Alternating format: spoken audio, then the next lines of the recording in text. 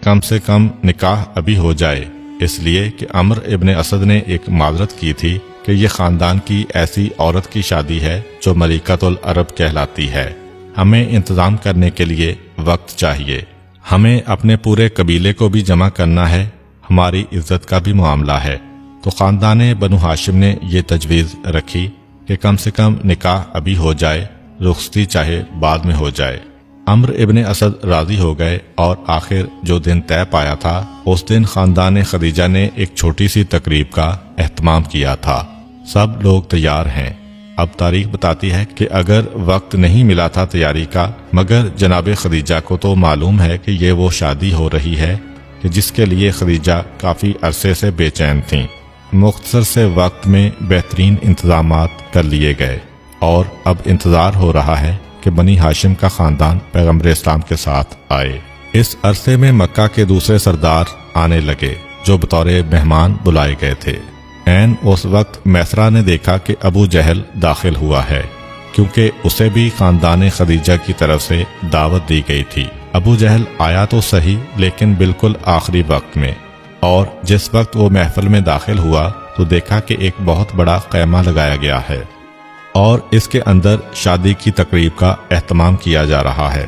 مہمانوں کے لیے دونوں طرف اور سامنے کرسیاں رکھی ہیں اور بالکل سامنے کی جانب ایک بڑی سی کرسی رکھی ہے۔ ابو جہل اپنے مقام کو جو اسے مکے میں حاصل ہے ذہن میں لاتا ہے اور سوچتا ہے کہ یہ کرسی میرے لیے ہے، اس لیے وہ آگے بڑھا اور اس بڑی کرسی پہ بیٹھنا چاہتا ہے کہ میسرہ نے یہ منظر دیکھا، ڈانٹ کے روک دیا کہ اے ابو جہل، اپنے مقام کو پہچان، یہ تیرا مقام نہیں ہے، تجھے عام مہمانوں کے ساتھ بیٹھنا پڑے گا۔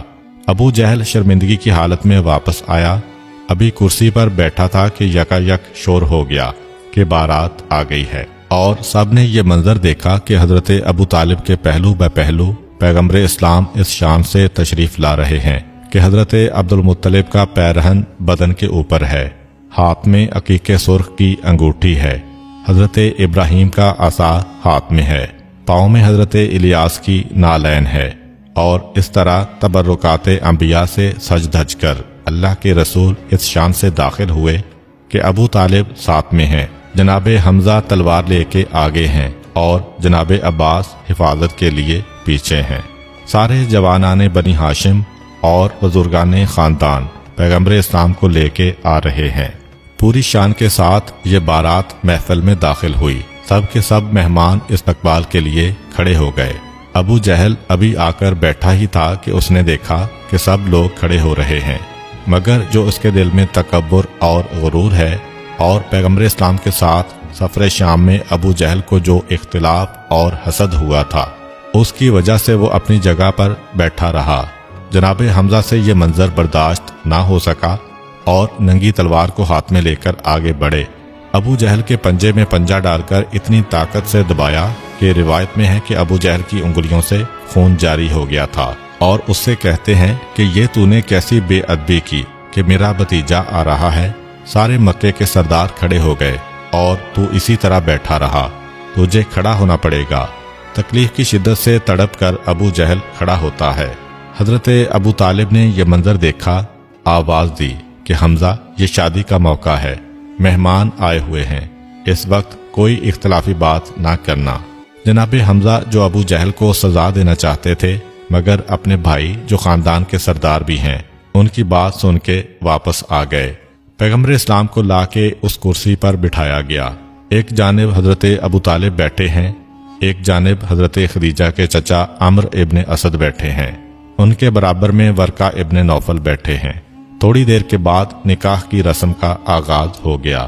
حضرت ابو طالب نے خطبہ نکاح پڑھا۔ اس خطبے میں پروردگار کی توحید کا ذکر ہے، انبیاء کی نبوتوں کا تذکرہ ہے، ابراہیم و اسماعیل کی فضیلت کا تذکرہ ہے، اور اس کے حوالے سے اپنے خاندان کی فضیلت بیان کرنے کے بعد پھر پیغمبر اسلام کا ذکر ہے کہ مکہ والو، تمہیں پتہ ہے کہ علم میں، فضل میں، شرافت میں، بلند ہمتی میں میرے بھتیجے جیسی مثال اس وقت پوری دنیا میں نہیں ہے۔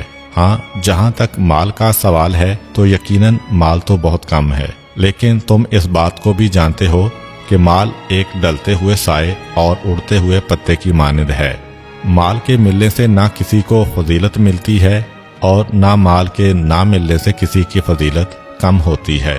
اور اس کے بعد اپنے خطبے کے اختتام میں اعلان کیا کہ میں اپنے بھتیجے کی جانب سے اس کا نکاح خدیجہ کے ساتھ کرتا ہوں، اور نکاح کے اس صیغے کے بعد آخری جملہ یہ کہا کہ میں خدا کی قسم کھا کر یہ کہتا ہوں کہ عنقریب میرے بھتیجے کو ایک بہت بڑی خوشخبری اور ایک بہت بڑی سعادت ملنے والی ہے۔ جناب ابو طالب کا کلام مکمل ہوا۔